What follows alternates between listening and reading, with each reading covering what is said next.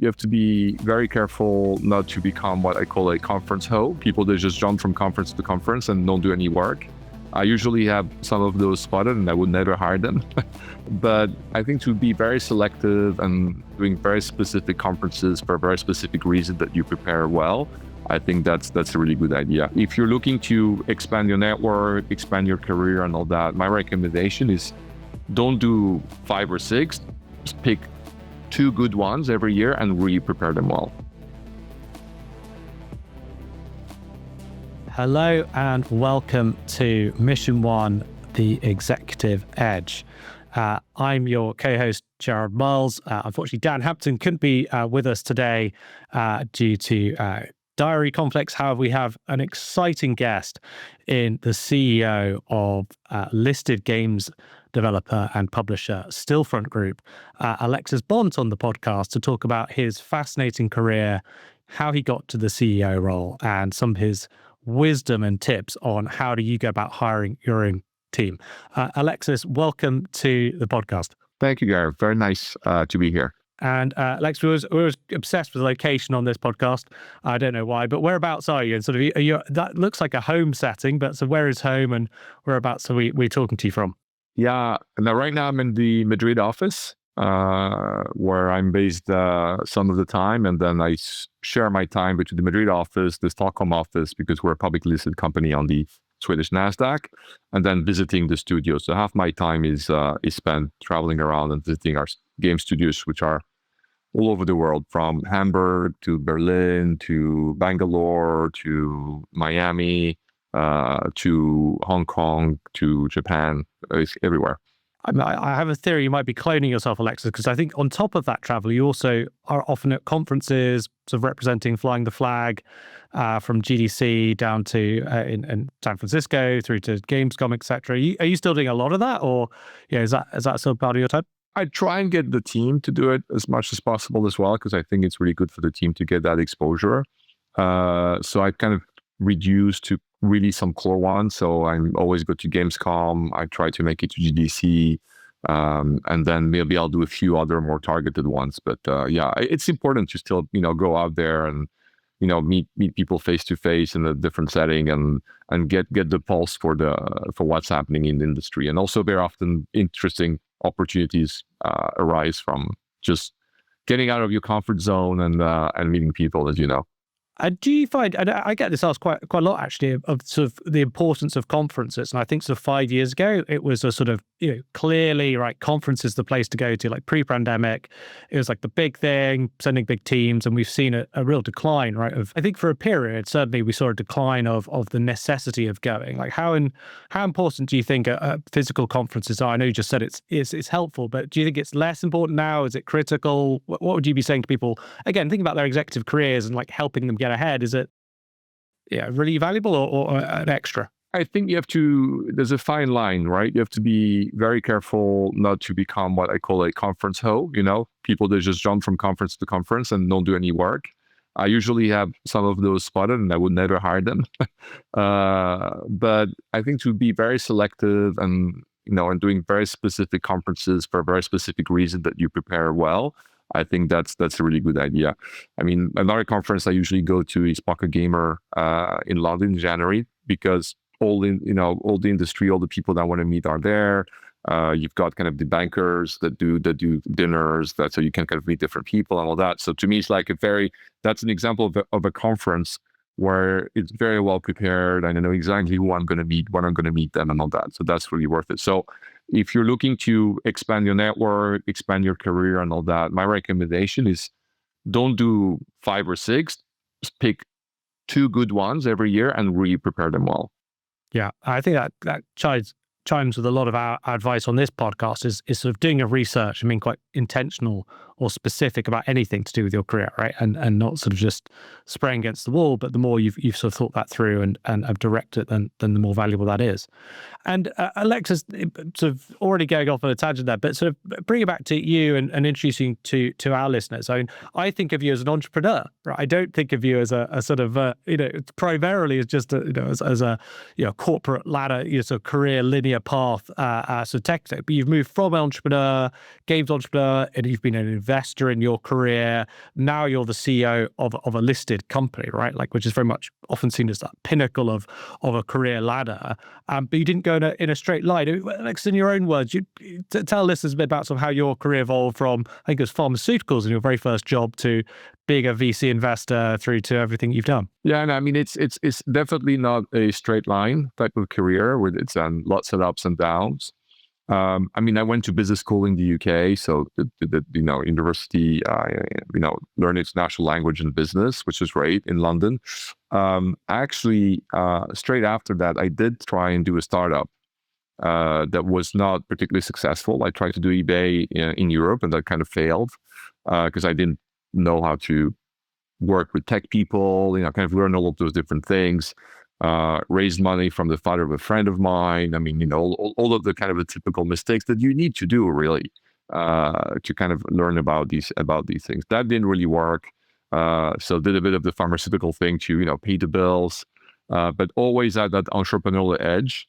And I was very lucky that I met the founder of a company called lastminute.com. He was just getting started. Lastminute.com was the equivalent of Expedia for Europe, basically, in terms of online travel. It was one of the first big internet darlings. And so I joined the founding team of that company, and we kind of really surfed the wave of the Web 1.0 and kind of created one of the first actually European unicorns. We were the last company to IPO before the bubble burst. And I had multiple jobs there. I was really the firefighter. It's like they would, like the two main founders, which were Brandt and Marta, just really sent me to do all the things they didn't want to do. And that's actually a great job to do when you're, in your early 20s, because you learn a lot and then you get that reputation as the fixer and the person that gets things done. And that's a really good thing that allows you to kind of really go up in your career. Basically, there was no challenge, no problem, no thing where I wouldn't say no. Mostly because I didn't know better. But then very often, if you give your all to a problem, you usually find a way to fix it. And so we sold the business in 2005 to Travelocity. That was a big exit. It was a $1.1 billion exit. There was lots of ups and downs that I'm not going to bore you with. But that outcome allowed me to basically, I was a very, very small shareholder in the company. So it's not, I didn't get enough money to retire for life, but I got enough money to basically not have to look for another job right away. And my childhood dream was always to do a games company. I mean, I played every single, I had Spectrum 48K, the Atari console, the Commodore 64, and Amiga 500. With the first money from my first summer job, I bought a 386 PC so I could play Wing Commander, spend endless nights playing Civilization. I am a big gamer. And I just saw the opportunity back in 2007 to do games on the internet, on the browser. It was very few people were doing it. There was few people in Germany doing it. I just saw an entrepreneurial opportunity. So I founded the company called eRepublik Labs. I helped co-design a game that was called eRepublik.com. We tried to do Civilization on the browser with real people. It was completely crazy with no idea what we were doing. But we were quite lucky. It kind of ended up working, and then grew, did all the normal things, angel round, Series A. So learned a lot about the investment world and kind of how you raise funds. And then I sold the business in 2017 to Stillfront. My deal with Stillfront is I would have 20% of my time I could dedicate to investing because I was interested in understanding how investing would work. So I joined the founder of Skype, a guy called Niklas Zenstrom, who is setting up a fund called Atomico, which is now one of the biggest investment funds, VC funds in Europe, to basically grow that fund. So I did that for 3 years as a venture partner. And then after a while, the board kind of told me, hey, Alexis, we'd like you to be a bit more, to really give 100% to Stillfront. And Stillfront was kind of a rocket ship. We're doing a lot of acquisitions and growing a lot. And so I joined as a COO first. And then when Jorgen left a few months ago, I became the CEO of the company. Alexis, thanks for that overview. And it sounds, again, it's interesting because it sounds like that primary driver was very much entrepreneurialism, right? And it's as a key theme that sort of stayed through. Where does that come from? Was that just something as a child you were sort of, I don't know if you had pictures of entrepreneurs or posters of entrepreneurs, I don't know, whatever you had, right? But like, is a family connection to that? Where does that, is that internal, external? Where does that come from, that interest? I think it's curiosity. just being a very curious person. I think if you look at all entrepreneurs, they'll be quite curious about things. They want to understand how things work. And I was the kind of guy, you would give him a toy. I would break down the toy to understand how it would work and not necessarily know how to build it back, but, kind of that sort of thing. Also, my father was an entrepreneur. So completely different, real estate. But I was able to kind of see, what that was like. And he actually went bust twice while I was a kid. So I also saw the dangers of being an entrepreneur and how your life could change overnight. And maybe that builds that kind of resilience where that even when everything goes to shit, when you go bust, it's still okay. So that helped quite a lot. Also, another thing, to be very frank, that helps is by the time I was out of university and becoming an entrepreneur, my father was, I would say, not rich, but relatively wealthy. So I knew that even if I failed, I was not going to starve. I was always going to have a roof over my head. So that really, so I had a safety net, which is I think removes a lot of the merit of deciding to become an entrepreneur, because you do have that choice. Although I never needed a safety net, I had to take the pharmaceutical job and other jobs to pay the rent and pay other things. When that's there, that makes it a bit easier. But that was kind of, I think, just there's personal interest and curiosity and drive. Curiosity and drive, and I'm curious about. And again, I suppose it's a bit counter to the podcast. Sometimes we're telling people to get to those very top jobs, people have been strategic and thinking about them, and it doesn't sort of accidentally happen. But your route is not, again, it doesn't sound like you started out being right, I want to get to that top job, and that's these are all the building blocks I'm going to put together to get there. Curious, how does it feel being, because a lot of people might say being a CEO, big listed company, you've got how many employees? 1,200, yeah. Thousands, so you've got 1,200 people looking to you for direction and guidance. Very different from early stage entrepreneurialism, fighting fires, is a different sort of cadence, I suppose. How different is that role?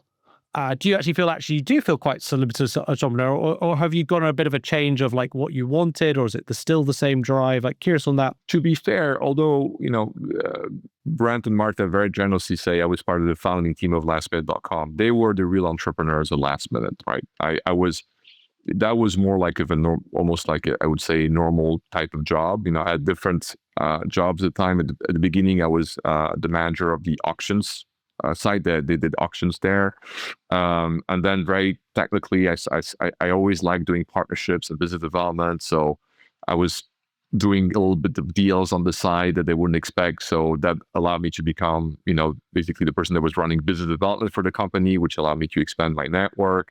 So I would say I was quite tactical in the choices in terms of making sure that I would find roles that I could make myself useful, but would also grow me as a manager. Because once I had business development to adopt and understood all that, I was like, what else do I like? I like marketing, and marketing, you can have bigger teams and have more of a management role. So then I moved into management, into marketing and kind of brand marketing for France. Then what is connected to marketing? Sales. So I ran marketing and sales. And then I was like, okay, now I want to understand what it is to lead a big organization. So we had a subsidiary in Italy where the CEO left. That was about 120 people. At the time, I remember at the time I was 25 years old, and we were in the meeting, like damn, the CEO of Italy is leaving. Who speaks Italian? And I was like, well, I've been to Italy on holidays a few times. I'm sure those guys speak English. I speak Italian. And I was like, I could say, arrivederci, ciao, buongiorno, come stai? That was it. And then I arrived in Italy and convinced that everyone speaks English. And of the 120 employees, I realized only 4 speak English. So I remember I spent 1 week. In 1 week, I took 24 hours of personal lessons and courses in Italian. And my wife speaks Italian. And I told them for the next 3 months, we can only speak Italian. So actually within a month, I was either going to divorce or speak Italian. And so then I spoke Italian, and so I could stay as the managing director of Last Minute in Italy. So I kind of really did take those. I was quite tactical about what I needed to learn to grow as a person, and also what made me curious. You need to learn, become specialized and very good at certain skills. And I would say my strong skills are business development, and marketing at the time. Then you need to have that general management experience and understand how that works. So kind of build that. And that gave me a much stronger background to then when I decided to become an entrepreneur again and found eRepublik Labs, I had a much kind of, stronger background as a professional. So start off with that specialism. So it's a mix of tactical moves where you're building out your breadth, as it were, if I've heard that right, and sort of adding strings to your bow, but having this reputation as a fixer, somebody who could go into tricky problems, put up your hands. But also it sounds like having an open mind, right? And so go back to entrepreneurial risk or not, but like taking a bit of risk of saying, I could go do that job. I think that's going to be good growth for my career and learn something on the way, almost, hopefully be very successful with it, but learn something regardless, right? I think everyone's an entrepreneur, whether you're not an entrepreneur, because you are an entrepreneur of your own career. So when you're doing your own career, you need to take those risks. You need to take those chances because that's the only way you can grow. You need to get out of your comfort zone. You need to say, of course, don't bullshit too much. I had the capacity to learn Italian very quickly. If I didn't learn Italian, it would be a disaster. But have the guts to say, I can take that job. I can learn Italian quickly enough. I love that phrase, be an entrepreneur of your own career. I think that's a really interesting way of looking at it. And I think, again, perhaps we make too much of the split, right, between what is entrepreneurial, what is corporate. Like there's risk taking involved in all these things, right? There's opportunities involved, and sort of having that approach of it might not work out, but we've got to try something right here, or go after opportunity and learn from that and go after it again if it doesn't work out. I think is a big part, right? A great example is I met this weekend the co-founder of Alibaba, Joe Lai. So and he had a really cushy job, paid hundreds of thousands of dollars a year in one of the big four auditors and all that. And he met Jack Ma, who's the founder of Alibaba. And he took a salary cut to $600 a month to join Alibaba at the beginning. He's obviously now a multi-billionaire, but that's the person. So he didn't really. He's not. He was an entrepreneur of his own career. He took a massive gamble, a massive risk to go and join something that he felt was a rocket ship. Yeah. So having that sort of, again, I get it. It's a good story, right? It's worked out extraordinarily well for them. But very often it doesn't work out. Yeah. But actually, that reminds me, I wouldn't sort of say which company it was, but it was somebody who was at a FANG, as they're called, right? On these big tech companies years ago that I placed. And they took quite a $200K pay cut from it was like $1 million down to $800K or something like that. And it was real, like, I haven't seen anyone else do that at that exact level. But it really worked out for them because they believed in what that company was building within that unit. They thought they could absolutely go and do it very well. And they absolutely, again, it wasn't at the level they had to make like huge personal sacrifices, right? About like, not being able to pay a mortgage type of thing. But, but it showed actually, and they still remain, and they went to be entrepreneurial things, actually then became an investor and have been very successful in many different ways. And they always stuck actually as one of the very top candidates that I ever worked with and helped place. And it was really interesting that attitude that wasn't, again, it's a little bit counter to so many attitudes which are like, well, I'm in a good place, so it has to be a better, absolutely better financially and all the rest, which, again, there's nothing wrong with that thinking, but it's interesting when you start seeing other examples of people who went actually against the grain of thinking, and sometimes that can be a catalyst for even accelerated growth there. I think another thing that people don't think too much about is normally you want to go into a safe job, right? You kind of like, you want to do it to something, or you want to go into a company that's stable and that's growing nicely and a lot of stuff and all that, right? Actually, that's where you have the least career opportunities. Where the most career opportunities, either a rocket ship that's very hard to join. Of course, if you join OpenAI 2 years ago, that's amazing, but it's very difficult to get into a company like that. Or you join a company that is either in the middle of a turnaround or has problems on that, because very likely what's going to happen in that kind of company that has problems, if you believe in it, if you believe in the management and the people are there, is a lot of people are going to leave and things are going to break and all that. And that's going to be opportunity for you to, show what you can do more things than what you would be expected to be doing. And that's going to allow you to really grow as a professional. So my recommendation would be always try and look for something that is not too cushy, not too comfortable. Go for something that really is going to challenge you in an interesting way. and maybe a company that's kind of like where you don't have, where not everything, not all the I's are no on, or not you doesn't have all the dots on all the I's, because then how can you make a difference? How can you grow, right? Yeah, I know. I think that's really interesting, and I think, again, go back to some of the FANG companies, right? Like the Facebooks and all the rest. I've known people who've gone to join those companies, and again, it all looks great, right? And it is great, but it's almost too much comfort. There's almost too much and too much bureaucracy as well. And I've seen that where they sort of say, I'm being paid an extraordinary amount of money. Like, I work with lots of smart people, but it's hard to get anything done. Because there's this, and also there's no sense of impetus or drive from other people, right? Like that becomes systemic, right? Like everyone is sort of sat there.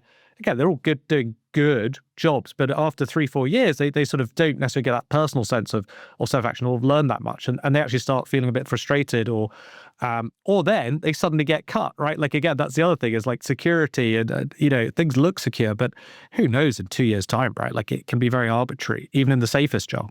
Be very careful of the golden cage. Yeah.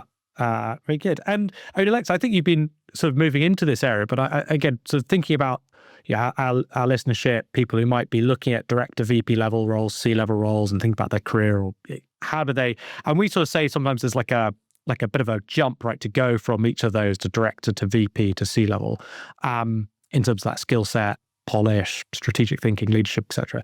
If you're thinking about giving yourself advice, you've mentioned taking risks, but is there anything else that sort of comes to mind around advice you might give yourself around how you make that transition, or you might give others who are thinking, hey, I'd love to be a CEO of a listed games company one day. Like, I can listen to Alexis, he's going to tell me what to do, not to put too much pressure on you, but what might be snippets of advice you'd think would be helpful? I think it's really important that you've got to be really good at something. You really have to make the difference and drive the value at something. It's very easy to become a manager of managers that doesn't have that kind of clear value anymore. So it's very, very important never to forget to get your hands dirty, to understand what it is. Whatever it is you're doing, you need to understand it. If you're doing video games, if you're working video games and you're not playing video games and you don't understand how they're made, it doesn't matter what level you're at, you're gonna be found out at some point, and you're gonna. There's gonna be a point where you're gonna. I mean, of course, if you're working on in the finance part, that's different. But I think it's really important to 100% understand what makes your company make money. I have this thing is kind of follow the money. So if whatever position you're in is the position that is driving or generating the money today, or driving or generating the money tomorrow, that's what you want to be doing. You want to be the kind of the money generating on the money generating side, or definitely having a direct impact on that. I think that gives you a lot more understanding of what makes that company tick. A very good example is look at who became the Amazon CEO. The Amazon CEO is the guy who was the entrepreneur who said, hey, we have all these servers sitting around. Why don't we use them and sell cloud services? And that became Amazon Cloud, which is the number one source of profits for Amazon. A big part of Amazon's value comes from Amazon Cloud that did not exist before. And that person had that vision, started that from scratch. It was probably everyone else thought this guy was crazy to do that thing, but Bezos, back then, he had a massive success, became big. He's now the Amazon CEO. Yeah, no, again, I don't think Amazon looks anywhere like the same company, right? Without Amazon Web Services, right? Really, at that point, catapult them in so many things. And I think I've heard this from other CEOs actually, of saying, again, there's small numbers of people who drive completely outsized returns for their business, right? And those are, and I hear that time and time again, like there's some core team or 2 or 3 people, right, who came up with that idea and really drove it. And that team might be hundreds of people or thousands of people, right, by the end of it. But there's a real sense of knowledge of who those people were, that really were that core.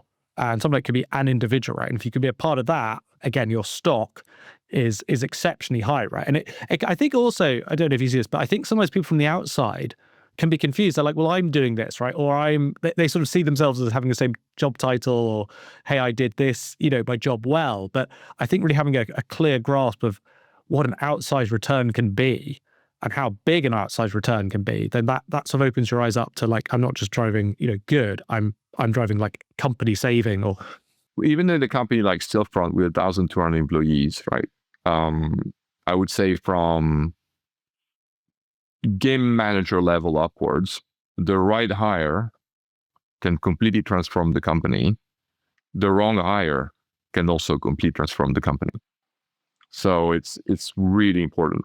yeah, and again, I would imagine as well in our experience, like the higher up that chain, right, that higher is it really flows down, right? Like if it's a C-level person, that impact is huge across, and a lot of opportunity cost, right, in terms of the time and energy of working out that's not right, and what you do about it is, it can be the sort of the branching of paths, right? That sort of 2-3 miles down a degree makes a lot of difference, right, in the direction you're going. Interesting. And I mean, I was reflecting on that comment about being close to the money. Actually, I think just for a personal, sometimes I've been approached about going to a fund, a venture capital fund to go be a talent, and I've always thought, to your point, you're not really where the money is. You're never going to be the star on that team, right? Like it's always going to be like maybe somebody will come and say, well, actually they are, but the reality is it's the investors, right? It's the people, it's the entrepreneurs. Like, and I was always like, it sounds cushy, it sounds nice, but I was suspicious of that. Of like, you're never going to be seen as the core, whether you are or not there. So I think that's sort of chimes a little bit with some of my reflections of where I've seen people go, and it's a good job, but you sort of get left to the side a bit. Yeah, if you're lucky, they'll call it, entrepreneur support. If you're lucky, they'll call it growth acceleration, but the money will be in the investors. That they're the people who will lead the fund tomorrow. I try to be sort of realistic and real with these things. I suppose one thing about, and we sometimes say to people who are like thinking about trying to get to the top is it's always a little bit of careful what you wish for, right? Like, and actually, I think it's kind of popular in today's LinkedIn age, right? To be like, oh, the bosses, they get the massive paychecks. They don't, like it's all good for them, right? Like they're immune to like some of the stresses of, it's everyone else is sort of carrying the stress when they're cuts or whatever it is.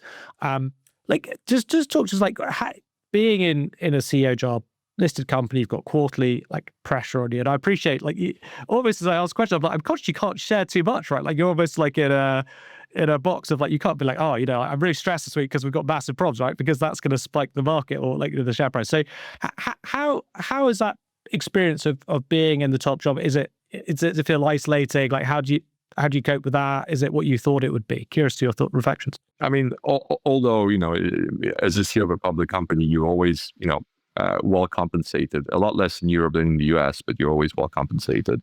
I mean, that's not the reason I'm doing it. Actually, because the top line hasn't grown for the past 3 years, I actually have not had a salary or increase for the past 3 years. Because the first thing you do when you're the CEO, you need to lead by example. And so when your company is not performing to the top line as it should, you need to set the example. I think it's a very different challenge to be a CEO of a public company to being the entrepreneur of a private company, or even the CEO of a private company. You have a lot more stakeholders, as we call them. When you're running your private company, and usually you'll have a controlling stake or they have a big stake, you pretty much call all of the shots. You'll have a board with some investors, but they will pretty much let you do what you want to do. And so it's really you and the team, and that's really who kind of you're 100% responsible for. When you're running a public company, you have shareholders, you have an independent board, you have obviously your team, you have lots of different dynamics that happen, which make the job different, more challenging. So I think the trick is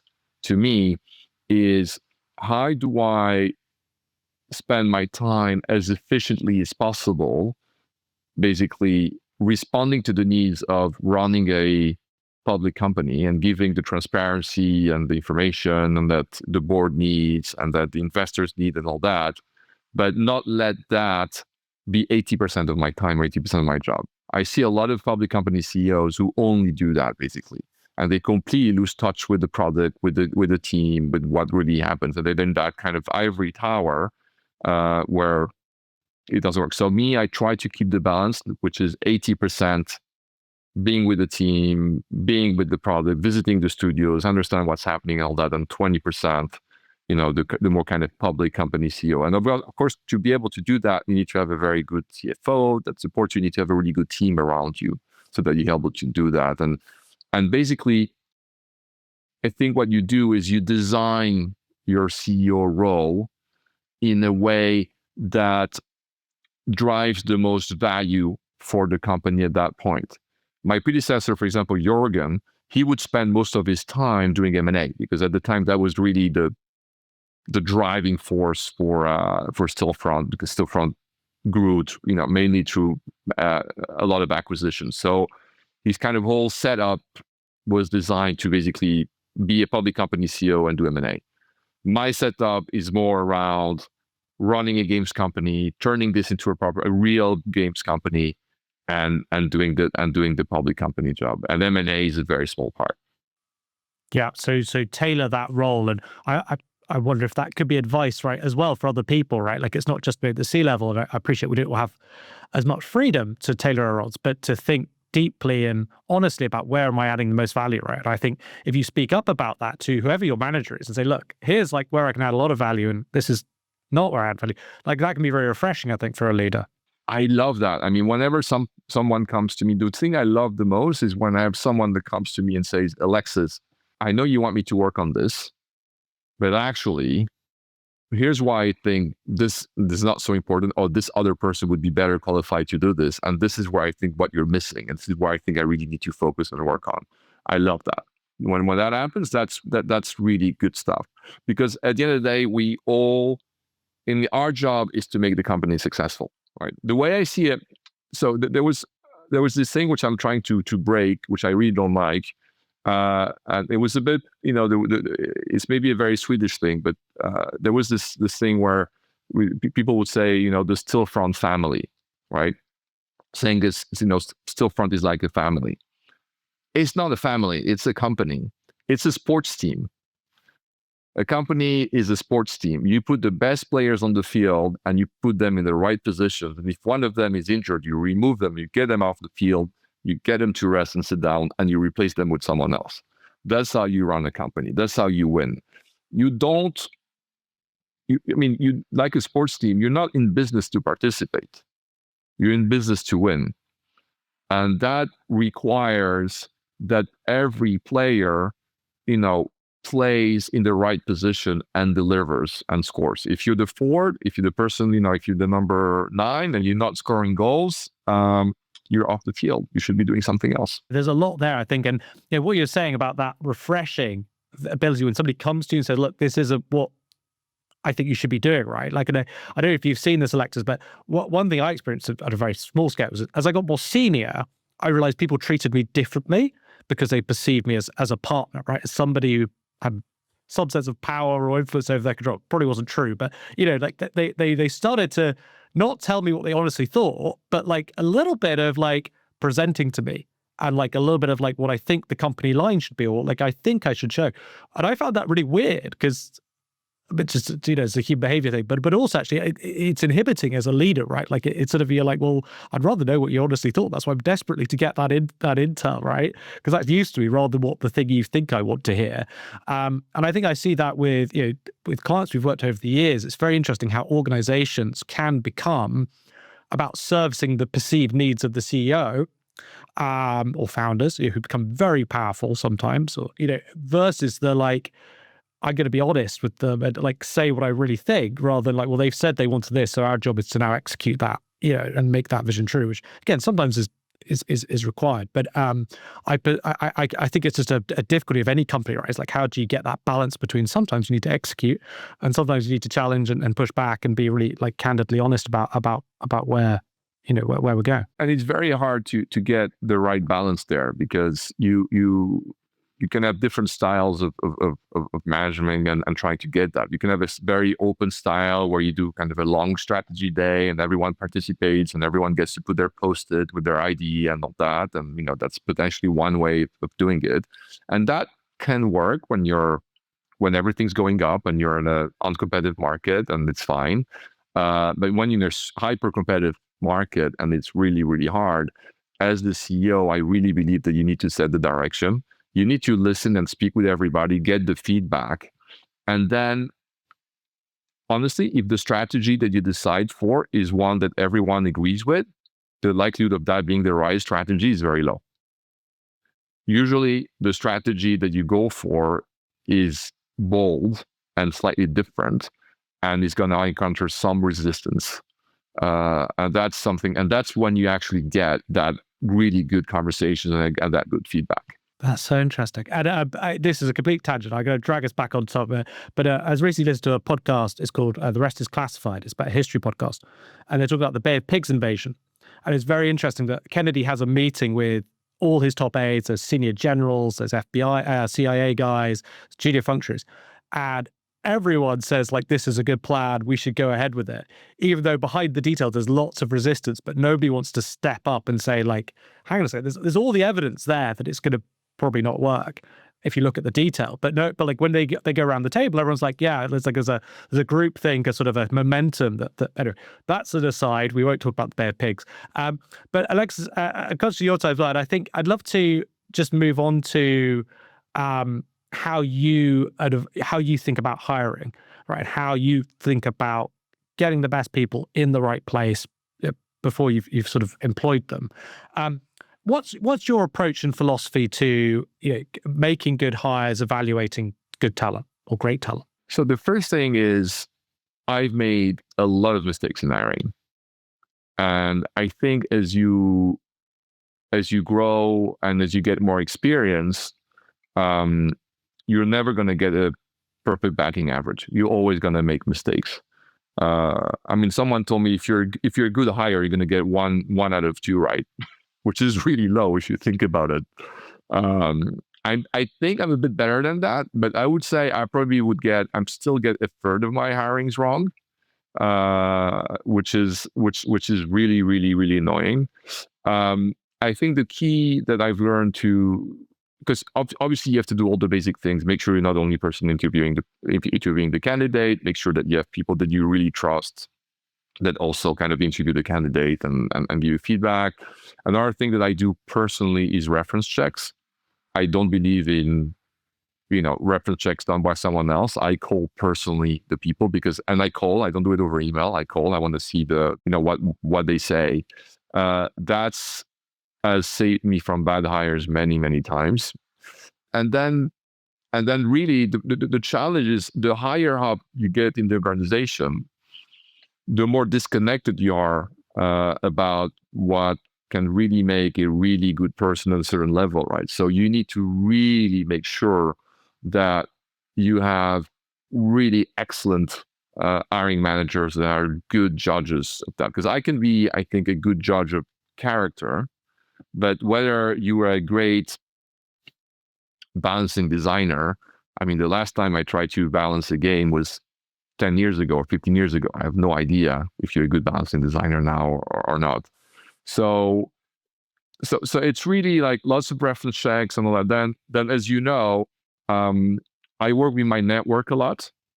And then there's a few headhunters such as yourself who know what I like, know the type of people that I look for, that I trust, that if you send me a candidate, that's going to be a candidate that will be high quality.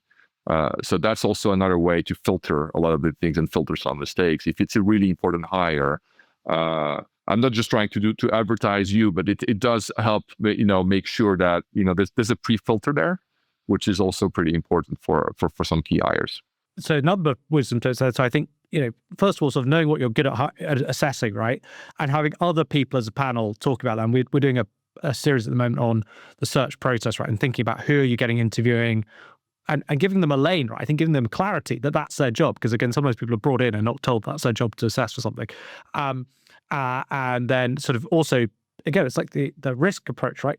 Awareness that it's not always going to work out, right? So that's the bar you're never going to be 100% right in all your hires, right? There's going to be. And then a few things I do ask completely like off questions just to see how the person's going to react. So I'm going to give it away now, but it's fine. But one of the questions I very often ask is, are you a lucky person? What a fascinating question. Tell me about that. Why'd you ask that? it's the answer is not that important. It's the reaction of the person to the question and thinking. Then you find out so many things. You can find very deep personal things like, I lost both my parents or whatever. So no, but I done this. So it opens up a lot. I think it's important in an interview to understand what human being you have in front of you. I don't like to just ask very technical. I want to understand what a human being, and because I'm going to spend a lot of time with you. We're going to share a lot of things. We're going to have painful moments together and all that. What kind of human being are you? And that, are you a lucky person, is one of the questions that basically, if the person doesn't open up to that question, I'm like, oof, okay, this is AI prepared, and they're not managing to get out of the AI prepared type answers. Well, I think that's really interesting because one thing we sort of say, right, is like at a certain level of hiring, right, everyone's going to have a good CV, right? Everyone's going to have, you run a team of X hundred people, you've done this, you've done that, right? Like there's going to be a lot of, and I think you bring up one of the big tips we always say is referencing, right, which you've already mentioned, right, is like referencing. And I've re-emphasized at that point you made about like getting on the phone with those people, because it's that pause where they go, you ask a question, they pause, and they go, well, actually, X, Y, Z, or like, they really want to help you out, right? And again, it's not bad reference necessarily, but it might just be a bit of nuance that you only get when they feel like they can trust you. It's not being written down, right, for forwarding. But I love that question about, are you lucky? Because that's such an interesting, because that's sort of a philosophical, right? Like it's going to throw somebody off a little bit, and you're going to see something that's a bit more real, right? Like it's going to give you that glimpse behind the not the corporate veneer, but like the veneer that everyone is going to have a table stake. And Alexis, are you a lucky person? I am extremely lucky, extremely fortunate. I'm happily married, 3 kids. I'm doing a job I love. Came from a very united family. I've had my challenges. Almost went bust myself twice as well. So I've had my challenges. But yeah, I consider myself a lucky person. That's interesting. I know we got a lot of time, but interesting. I spoke to a French exec recently whose career was extremely successful, but had a thing that happened that then meant they weren't in the same position that they were, right? Like very interesting up and down career. And he said to me, I'm not sure it's a French saying, but he said, like, if I look at my own life, I feel unlucky, but when I look at other people's lives, I feel lucky. And I think his sort of reflection was like, actually against the rest of the world, you look outside, you realize how lucky you are. If you're very introspectively focused, you can worry about X or Y. If you want another French saying that's not very popular in the UK, you know what Napoleon requests of his generals is rather have a number lucky one general skill than a good general. Yeah, I was thinking that when you said that was the first thing I saw when you said, but I'll tell you, you'll be upset with this, Alexis. I thought that was the Duke of Wellington who said that. So I've culturally appropriated. The French say it was Napoleon. The French say it was Napoleon. But then the one thing I do want to say that that I think is a tip for people who are people, and they know this, it's common sense, but I think it's the one thing that got my batting average from 50% to 75% in terms of hiring. If there is one doubt, one small doubt, something that's like, I'm not so sure about one candidate, no matter how small, you don't hire the person. That's so, and I've also heard that advice about other people. I think what was said to me about that thought was there's intuition, and your brain is subconsciously thinking about something, and you might not know what that is, right? And you might never know because the brain is so complex and vast, but actually it will become up as like a rock down the line that you'll trip over, right? If you go against that instinct and be like, rationally, I know it's a good move, but my instinct is saying no, but it'll be fine because my reason is saying that, they never already find like a year, 2 down, that it trips it over for some reason that your brain was telling you. And they're the most dangerous ones because they have all the skills, all the things, everything they need. So you can't fire them quickly. And then they do a lot of damage. Not because they're bad people, because it was a bad fit, because your intuition is there. So always follow your gut feeling when you're hiring. Follow your gut feeling. Great. And turning to Alexis for the final words here. So just thinking about Stillfront Group and your, the situation and you're hiring, anyone who's thinking about joining Stillfront Group, any advice or what would you say about like people thinking about Stillfront, the kind of people you're looking to come join your org? Yeah, I think what the good thing with Stillfront Group is we grew very quickly during the M&A period. What I've been working now is into really turning this into a real games company. We have a few key franchises which are really, really strong across the world, and we're focusing all of our resources on these franchises. We're also being very aggressive, actually, into investing into new games within those kind of franchises, because we think that gives us an advantage. And so we're quite aggressively looking for great games talent that wants to work on meaningful games in a company where we haven't been growing for the past 3 years, but we are very profitable and stable and all that. So we have a lot of resources that allow us to be aggressive, but we needed to rejig the company a little bit so that we will be using those resources in the proper way. And we're right at the cusp of that situation where we can really go on the offensive now going forward. We've been playing a bit of defense, to be fair, for the past year, fixing things, making things better, refocusing the teams, getting the right people in place and all that in certain places. Now we can really play offense. And so if you're a great games marketeer, if you're a great games general manager, we have an interesting challenge for you for sure. So feel free to reach out either through Gerard or direct to me. Well, Alexa, we're huge fans of Stillfront at Mission One. We're wishing you the very best. And I think, as we know, it's been a tough couple of years for games, for nearly everyone, right? But those cycles come around, right? I think time and time again, one consistent thing, and I know you guys are well placed for capturing that upside, right, when the cycle moves around. So, Alexis, thank you so much for your time. We're very grateful from ourselves at Mission One. Dan and I are very grateful you've come on, and our listeners, I know, will be as well. So thank you, and we wish you best of luck. Be a lucky general and a good general going forward. Thank you, Alexis. Thanks for the opportunity. Appreciate it. That's another episode of Mission One, The Executive Edge. If you found this valuable, hit subscribe and leave us a review. It helps other professionals discover the show. Have a question about executive hiring or want to share your own experience? Reach out on LinkedIn or visit missionone.io/podcast. We read everything, and your stories often inspire future episodes. The Executive Edge is brought to you by Mission One, where we specialize in placing senior leaders at tech, entertainment, and AI companies. Learn more at missionone.io. Thanks for listening, and we hope to see you again soon on The Executive Edge.